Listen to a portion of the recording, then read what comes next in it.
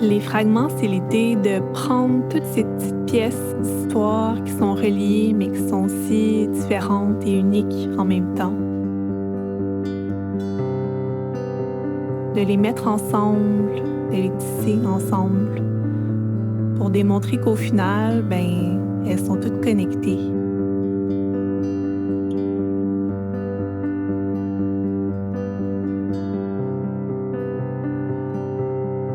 Des fois, on ne réalise pas tout qu'on parlait de créativité, comme ce qu'on est capable d'avoir en nous, qu'on n'a juste pas accès parce qu'on s'est peut-être juste pas arrêté.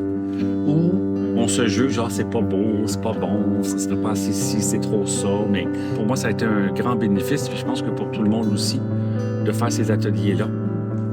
Laurence disait dès le départ, tout de suite, là, on va régler la question du talent. Là. C'est pas une question de talent ici, c'est une question d'exprimer des choses. C'est une question de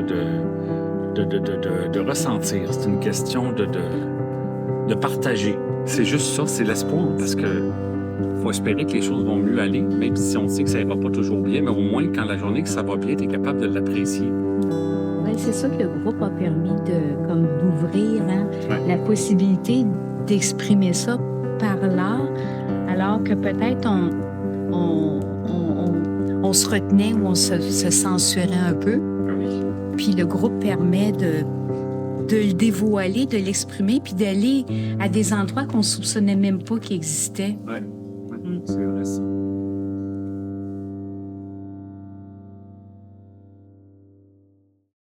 Ça, c'est moi et mon mari. On marche dans l'inconnu. Parce que l'Alzheimer, c'est l'inconnu pour moi.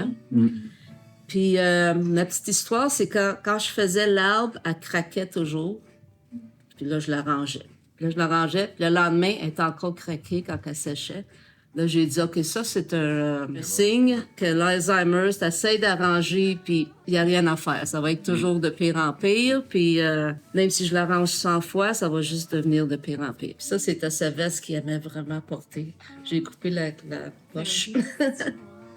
Ah, c'est un morceau de sa chemise. Oui. Sa chemise, puis une jupe. Mais moi, ce que je trouve beau, c'est que vous accompagnez votre mari main dans la main. Oui. Puis ça doit faire longtemps que vous êtes ensemble, probablement. Je supposais que ça fait longtemps que vous 38 ans. 38 ans, Oui.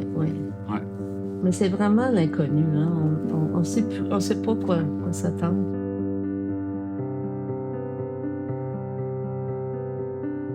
C'est Mario. Mario n'est pas ici avec nous de notre groupe du jeudi matin, qui, la semaine passée, en voyant mon dessin, c'était vous vous rappelez, le bilatéral, on fermait nos yeux et on faisait n'importe quoi. Bien, ça a donné le visage de ma mère. Non. Que là, je viens d'accentuer avec les lunettes. Mais la semaine passée, là, les lunettes étaient là.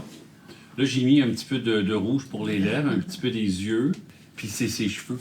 Elle avait des cheveux comme ça. Mais c'est ça, puis le Mario, il dit, c'est drôle, il dit, moi, je vois le visage. Et là, quand je me suis mis à regarder, j'ai dit, c'est donc bien particulier parce que, avec cette espèce de coupe de cheveux, là, trop haute, là, ça me parle beaucoup. Parce qu'il n'y avait aucune préméditation dans mon dessin, ça a été naturel et j'ai vraiment fermé les yeux. Quand Laurence me disait, vous devriez fermer vos yeux puis d'aller juste. Puis j'ai pris le bleu et le jaune, qui sont des couleurs que j'aime beaucoup parce que je les vois bien, et ça a donné ça.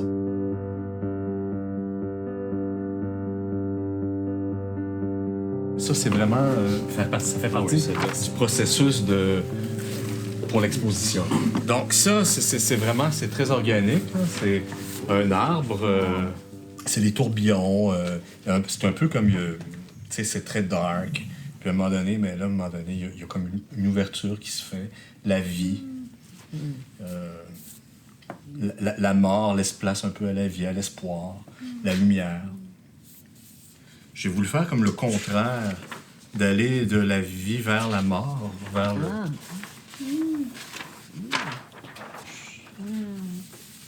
Donc, c'est plus comme le tourbillon, le nœud, là, le rond là, qui est... Je voulais comme le mettre côte à côte, même, presque. Oui. C'est ça, exactement, c'est ça. Ah, ouais.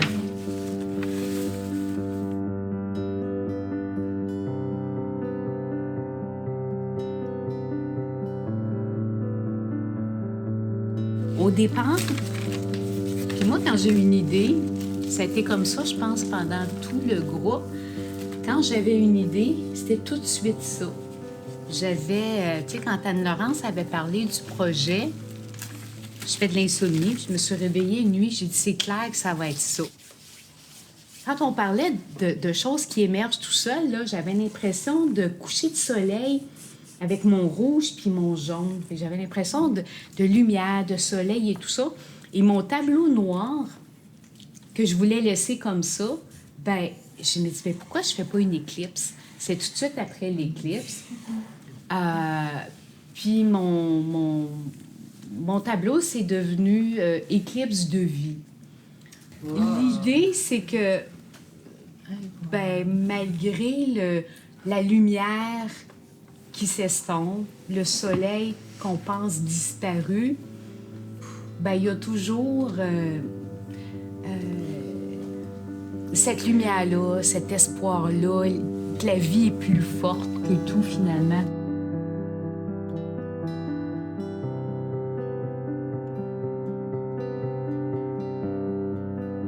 Je suis sur le thème de l'escargot, parce que j'aime beaucoup les escargots et faire les choses lentement. Dans les ateliers, j'ai d'abord fait cet escargot-là, qui est quand même assez fantaisiste.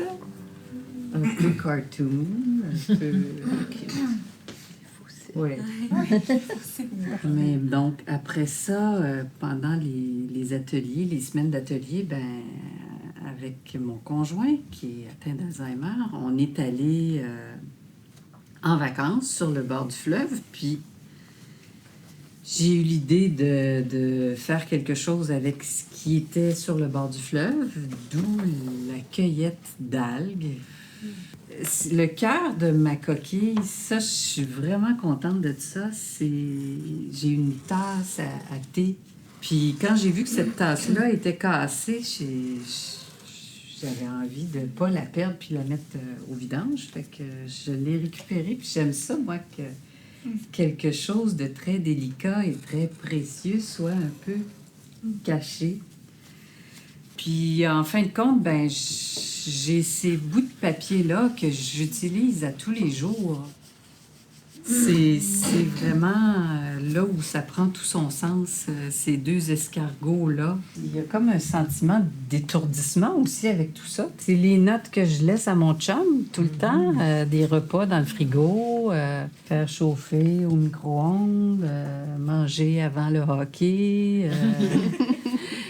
prends ta douche, ramasse ton équipement de hockey, prends tes pilules à 9h ce soir. Je trouve que ça parle beaucoup sur un peu l'invisibilité de notre rôle de proche aidant. Souvent, on a le nez tellement collé sur l'arbre qu'on ne voit pas la forêt, l'immensité de tout ce qu'on fait, toutes ces minuscules choses-là.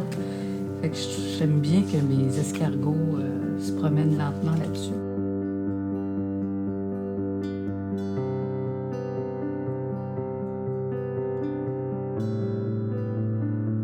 Mais moi, mon concept, je me suis acheté un autre cahier et mon idée, c'était à tous les jours, de prendre un médium, un outil et de faire des traits. Un trait sur une page. Puis revenir le lendemain, prendre une autre couleur, un autre pinceau, puis faire un autre trait. Comme ma répétition, à tous les jours, les mêmes gestes, pas tout à fait avec le même effet, pas tout à fait avec le même look. Des fois, ça fonctionne, des fois, ça fonctionne pas. Et l'idée, ce serait donc de le manipuler, puis là, de voir. Fait que vous pouvez vous dire, là, je regarde le trait rose de je sais pas quelle date, puis là, ben, le lendemain, il est d'une autre manière. Là, d'une autre manière. Fait que c'est les mêmes couleurs qui se répètent puis qui font un effet différent. Un peu comme ma vie avec mon père, où je répète les mêmes phrases, les mêmes gestes. Pas toujours le même look. Fait que cette analogie-là, cette métaphore-là, de répéter un geste,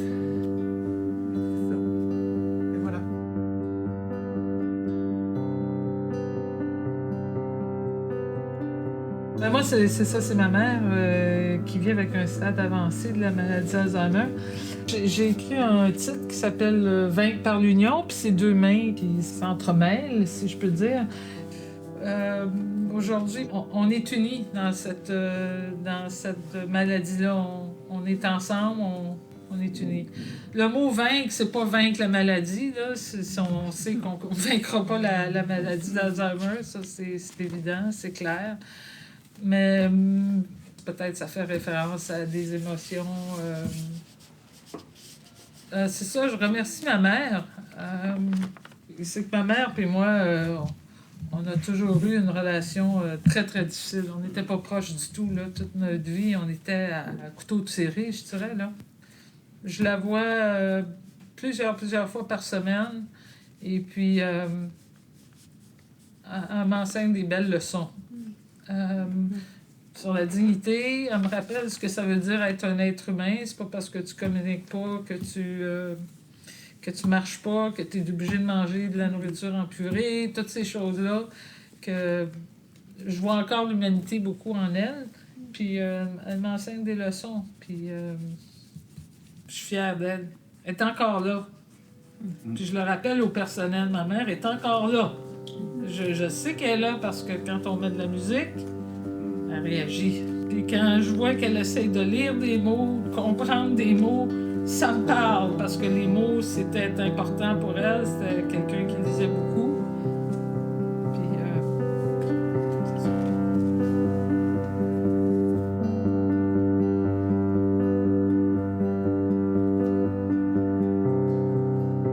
La figure principale, c'est une pieuvre. Parce qu'à mon premier cours d'art-thérapie, on m'a demandé comment tu te sens. Représenter l'animal qui a essayé de tenter. Alors, c'était une pieuvre parce que je pouvais mettre dans chaque main une tâche différente. Là.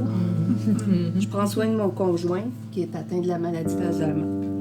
Et à chaque fois, j'ai toujours une émotion qui monte. C'est un parcours très difficile. Alors, mon chemin, on part avec... on est amoureux. Ben, on l'est encore, ça fait 28 ans. Et on fait des deuils. Alors, j'ai mis des petites pierres tombales. C'est un deuil après l'autre. Mais pour passer au travers, il faut être entouré. Alors, il y a des gens que, de ce côté-ci, c'est des inconnus. Puis de ce côté-ci, c'est la fratrie, les amis qui sont là, qui te supportent. Parce qu'au début, c'est un tourbillon, c'est un éclair, beaucoup de questions. Entouré des gens qui sont sur Terre, mais entouré des gens qui sont au ciel. Je fais appel beaucoup à ceux qui sont en haut. Je leur demande de m'éclairer puis de m'aider. Alors mon chemin, je le fais, mais je vise l'amour toujours, puis la paix intérieure. Alors c'est ça mon chemin de proche aidante.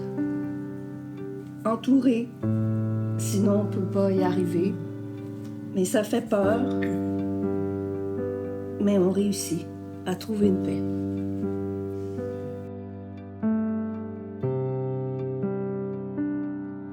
Ce qui est intéressant avec les récits, c'est la puissance de non seulement raconter son histoire, mais aussi d'entendre, de recevoir l'histoire de quelqu'un d'autre.